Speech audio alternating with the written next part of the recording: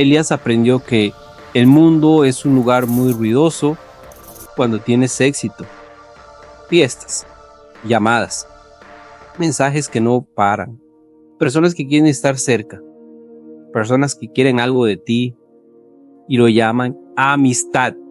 Y también aprendió que el mundo puede volverse aterradoramente silencioso cuando lo pierdes todo. A los 55 años ya no le quedaba ni una sola mano de aquellas que antes lo aplaudían. ¿Conoce ese silencio? No el silencio de una noche tranquila, el silencio de un teléfono que antes no dejaba de sonar y que ahora puede pasar días enteros sin una sola llamada. El silencio de un grupo de mensajes donde antes eras el centro y del que desapareces lentamente a medida que las noticias se esparcen. El silencio de descubrir que lo que la gente quería nunca eras tú, era lo que representabas. Esta es la historia de Elías. El martes que entregó las llaves, amaneció nublado. Ese tipo de cielo gris que no amenaza lluvia, pero tampoco deja pasar el sol. Solo gris, plano, sin drama. Elías llegó a la casa a las 9 de la mañana. La casa donde había vivido 17 años, donde sus hijos crecieron, donde celebró contratos, cumpleaños y una vez una fiesta de fin de año con 80 personas en el jardín. 80 personas. Ese día solo había un hombre del banco esperando junto a la puerta con un formulario y una lapicera. Elías bajó del coche despacio, no del coche de siempre. El BMW negro había sido una de las primeras cosas en irse 4 meses atrás. El vehículo que quedaba era un sedán gris de 12 años que había pertenecido a su cuñado y que su cuñado le vendió por un precio que era más un favor que un negocio. Cerró la puerta. El sonido fue distinto al que recordaba, más seco, más leve, sin aquel peso sólido del coche anterior. Caminó hacia la entrada. El jardín seguía igual. Las plantas que Carmen había elegido una por una. El césped cortado por el jardinero, que probablemente todavía no sabía que aquel había sido su último mes. Todo seguía igual, excepto por una cosa. Ya no le pertenecía. El hombre del banco se llamaba Rodrigo. Tenía unos 35 años, traje gris, corbata azul, la expresión profesional de quien hace esto, a veces suficientes como para no llevarse cada historia a casa. Y buenos días, señor Elías. ¿Trae las llaves? Elías metió la mano en el bolsillo. 2 llaves en un llavero metálico. La principal y la del cuarto de servicio al fondo de la casa. La sostuvo un momento, no mucho, solo lo suficiente para sentir en la palma el peso exacto de 17 años. Después las dejó en la mano extendida de Rodrigo. Rodrigo las recibió sin ceremonia, las guardó en un sobre, firmó el formulario, le entregó una copia. Gracias por su cooperación en el proceso. Esa frase, cooperación en el proceso, 17 años. 80 personas en un jardín, una noche de diciembre. Sus hijos aprendiendo a caminar en aquella sala. Y ahora todo resumido en cooperación en el proceso. Elías guardó el papel en el bolsillo interno del saco. El mismo saco que había usado en reuniones importantes. Que seguía siendo bueno. Que seguía siendo el mismo. Solo que ahora lo llevaba puesto para entregar llaves a un hombre de 35 años con corbata azul. Caminó de regreso al sedán gris. No miró la casa al irse. Había decidido eso desde antes, no por orgullo, por supervivencia, porque sabía que si miraba algo dentro de él, tardaría mucho más en seguir avanzando. El apartamento nuevo quedaba a 22 minutos. Elías ya había medido esa distancia. No había mucho que medir en el apartamento. Dos habitaciones, una sala pequeña, una cocina sin ventana y un olor extraño que llevaba semanas sin conseguir identificar del todo, algo entre humedad y tiempo detenido, como si aquel lugar hubiera estado cerrado demasiado tiempo y todavía no entendiera que alguien había llegado para quedarse. Esa tarde cargó las últimas cajas desde el depósito, cajas con las pocas cosas que sobrevivieron al proceso de reducir años de vida acumulada a lo que cabía un sedán gris y 3 viajes. Libros, documentos, una fotografía enmarcada que no entró en ninguna caja y viajó en el asiento del copiloto, envuelta en una camisa vieja. Sus manos cargaban las cajas, las mismas manos que antes habían firmado contratos por cifras que en otro tiempo parecían normales, las mismas manos que estrecharon otras manos de personas que sonreían mostrando todos los dientes y que ahora ni siquiera respondían mensajes. Cargó cada caja sin ceremonia, sin nadie mirando. El olor a humedad lo recibió en cada viaje y la llave de la nueva puerta, que no giraba suave, que exigía 2 vueltas y empujar con el hombro, produjo ese sonido áspero cada vez que entró y salió. Un sonido nuevo, todavía extraño, todavía ajeno, pero un sonido que tendría que aprender a llamar hogar. La primera noche en el apartamento, Elías no durmió hasta las 3 de la mañana. No exactamente por angustia, por ruido. El apartamento tenía esa acústica particular de los lugares donde las paredes son delgadas y los vecinos no saben cuánto se escucha todo. A medianoche, el hombre del piso de arriba arrastró algo pesado por el suelo. A las 12:30, una discusión comenzó en el apartamento contiguo. No se entendían las palabras, solo los tonos. Alto, más alto, silencio. Y otra vez alto. A la 1 de la mañana, la nevera vieja que venía con el apartamento hizo un sonido extraño. Un clic. Después un zumbido irregular. Duraba algunos segundos. Paraba y volvía. Elías seguía acostado sobre el colchón que había comprado 2 días antes. El único mueble nuevo de todo el apartamento. Miró el techo. Distinto al techo de la casa, más bajo, con una mancha oscura en la esquina derecha que parecía humedad antigua. A las 2 de la mañana tomó el celular, no para llamar a nadie, solo para tener algo en las manos. La pantalla iluminó el cuarto oscuro. Abrió los contactos sin intención real de abrirlos. Se quedó mirando los nombres. 147 contactos. Nombres acumulados durante 20 años de reuniones, eventos, acuerdos y celebraciones. Deslizó la lista despacio. Sergio, empresario, golf los domingos. Había estado en su fiesta de fin de año. No respondió el mensaje de hacía 3 semanas. Carlos, socio en una joint venture de 2019. Había dicho, tomamos un café y hablamos. El café nunca ocurrió. Mauricio, el que más sonreía en las fotos. El que siempre decía que Elías era su modelo a seguir. No había visto el mensaje. No respondió.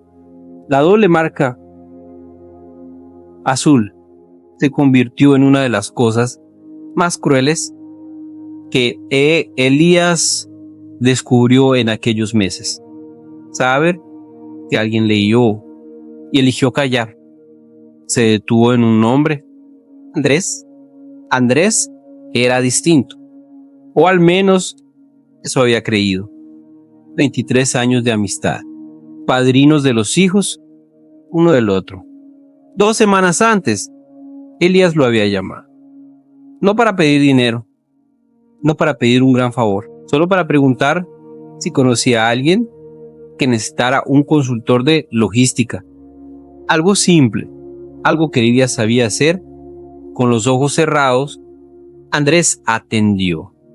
Escuchó. Hubo unos segundos de silencio. Y luego dijo, mira, Elías, ahorita también estamos ajustados, pero te tengo en mente. Cualquier cosa te marco. 23 años. Padrinos de familia. Te tengo en mente. Elías apagó la pantalla. El cuarto volvió a quedar oscuro. La nevera repitió su clic y su zumbido. El vecino de arriba dejó de caminar.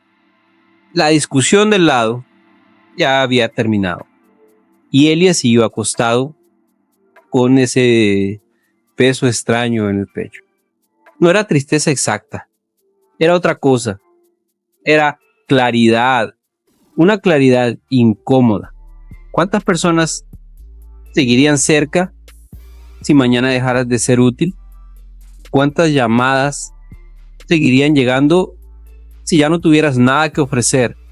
¿Cuántas amistades sobreviven cuando desaparece el beneficio? Elías ya tenía la respuesta, no como teoría, como lista, como nombres concretos, como mensajes vistos que nunca se transformaron en respuesta. A las 2:47 el celular vibró. Elías lo tomó rápido. Durante una fracción de segundo, su cuerpo reaccionó como reaccionan los cuerpos que todavía recuerdan lo que era importar. Pero no era nadie conocido. Era una promoción bancaria. Un mensaje automático ofreciendo una tarjeta que él ya no calificaba para tener. Se quedó mirando la pantalla. Luego soltó una sonrisa breve. No de alegría, una sonrisa seca. Como quien entiende que incluso la ironía a veces llega tarde. Apagó el teléfono, lo dejó boca abajo y miró otra vez el techo. Pensó en algo simple. Durante años había creído que el silencio llegaba cuando faltaba compañía. Pero esa noche entendió otra cosa. El silencio verdadero aparece cuando descubres que muchas voces solo estaban allí porque tú sostenías el volumen. Y cuando el poder se va, muchas presencias se evaporan sin hacer ruido.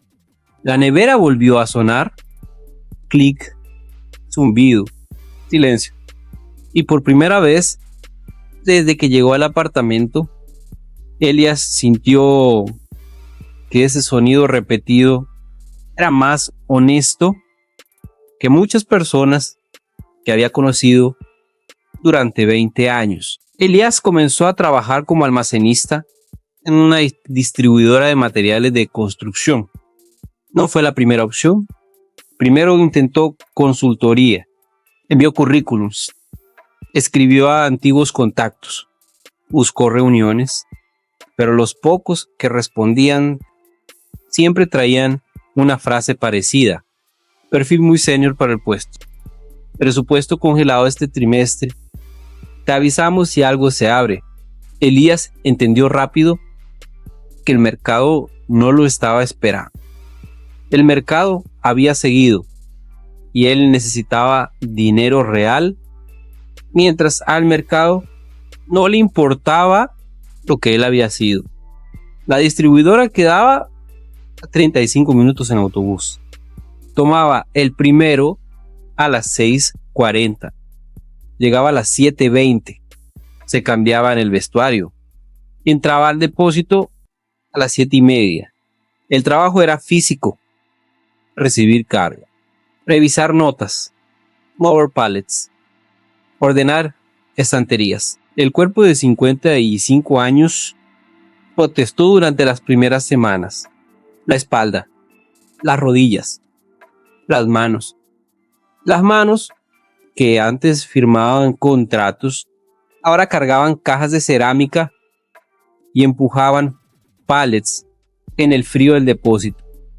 Una mañana de martes, Elías las miró, no con vergüenza, con algo más extraño, curiosidad, como si fueran manos de alguien nuevo.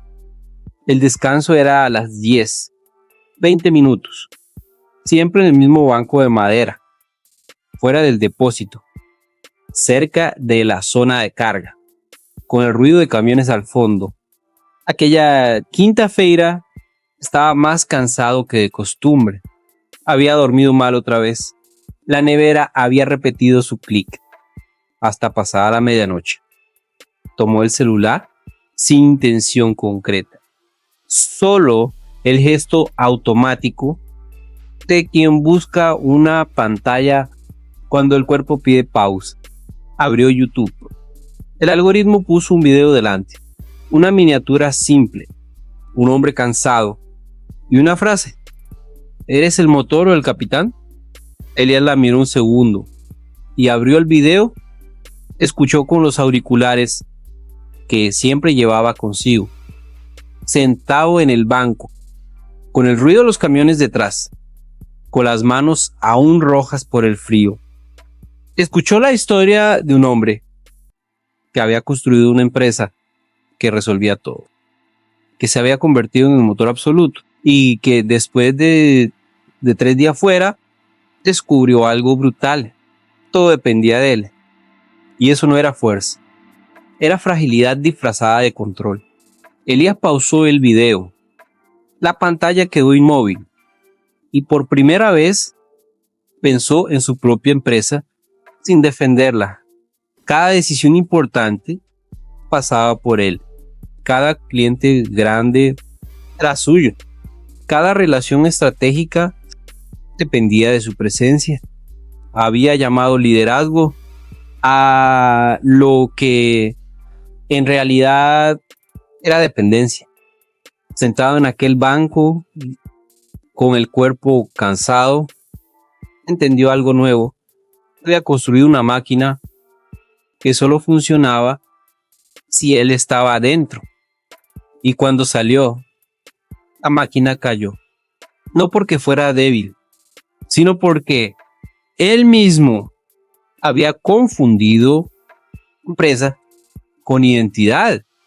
Miró otra vez sus manos, rojas, cansadas, reales, y entendió algo más. Esas manos seguían sabiendo construir, no el edificio, no los contratos, no los coches, la capacidad real. Eso seguía ahí. El banco le quitó la casa, los socios le quitaron la empresa, los amigos le quitaron la ilusión, pero nadie le había quitado eso. El sonido del descanso terminó. Elías guardó el celular, se levantó y volvió al depósito con algo que no sentía hacía meses. No esperanza, todavía no, pero sí la certeza silenciosa de que el motor seguía vivo y que esta vez, si volvía a construir, no levantaría una máquina que solo pudiera respirar con él adentro. Y él empezó a ver las fallas en la tercera semana, no porque estuviera buscándolas, porque no se dejar de verlas. 20 años de logística habían construido un tipo de mirada que no se apagaba solo porque el contexto hubiera cambiado. La distribuidora tenía un problema simple. La mercancía llegaba, las notas entraban a una hora, el sistema se actualizaba después, y entre una cosa y otra existía una franja de 3 o 4 horas en la que nadie sabía exactamente qué había entrado y qué seguía faltando. Eso generaba retrabajo o errores de separación, devoluciones evitables. Elías ya había visto ese tipo de desorden en empresas mucho mayores y sabía algo importante. No era un problema de dinero, era de secuencia, de atención, de orden. Durante 2 semanas no dijo nada, porque aquel no era su lugar, o al menos eso se repetía. Hasta que una mañana de lunes, Marcos, el dueño de la distribuidora, entró al depósito con el rostro endurecido. 42 años, siempre acelerado, siempre resolviendo algo antes de terminar otra cosa. Aquel día venía más tenso que de costumbre.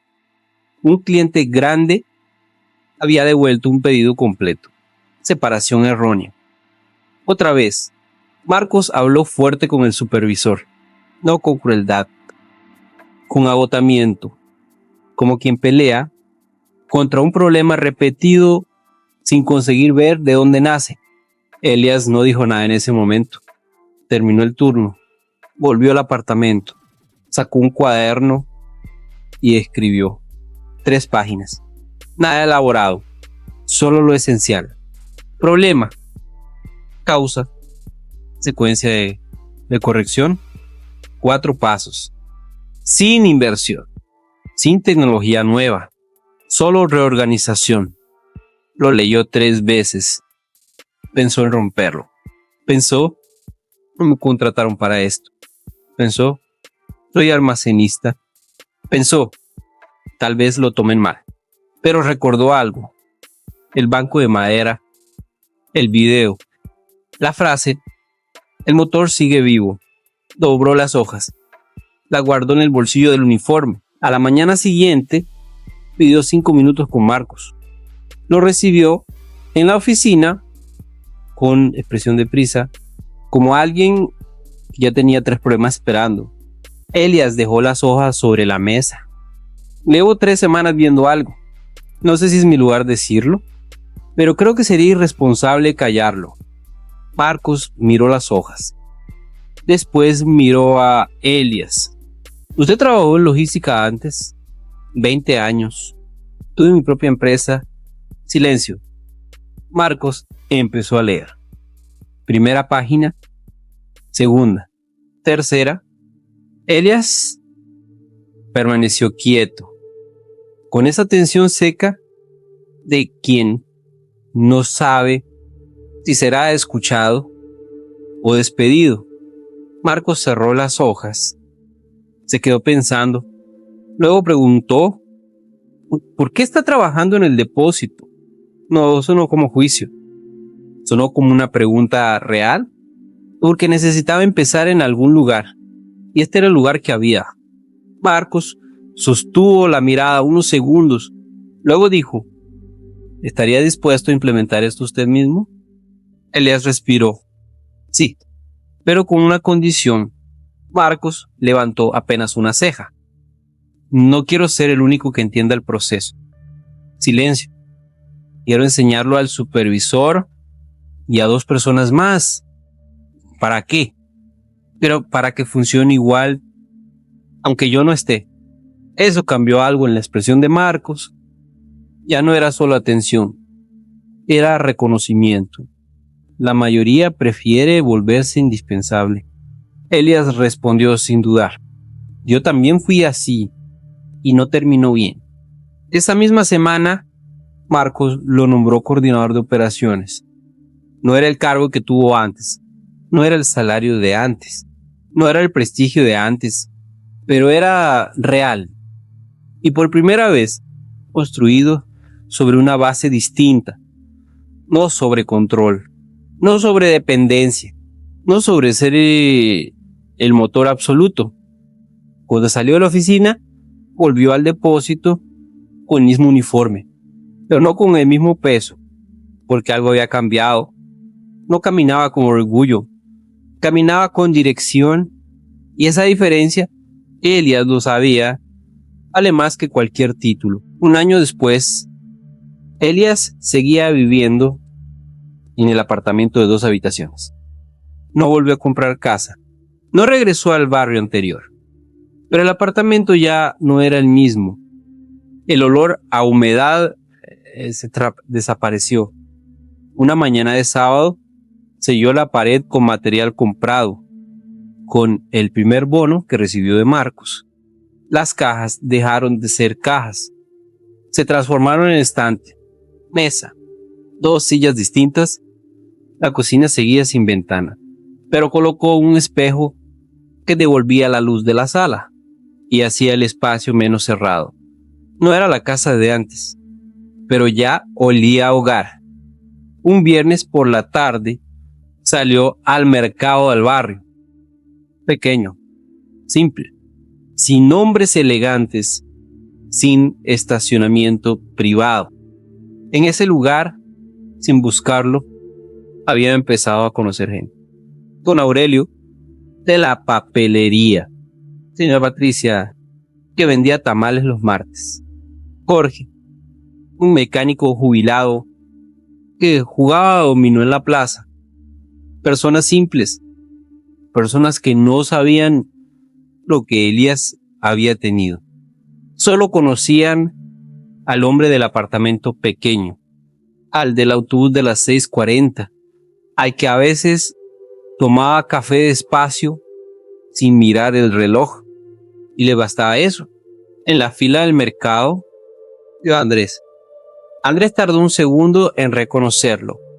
Traje impecable, corbata perfecta, teléfono en la mano.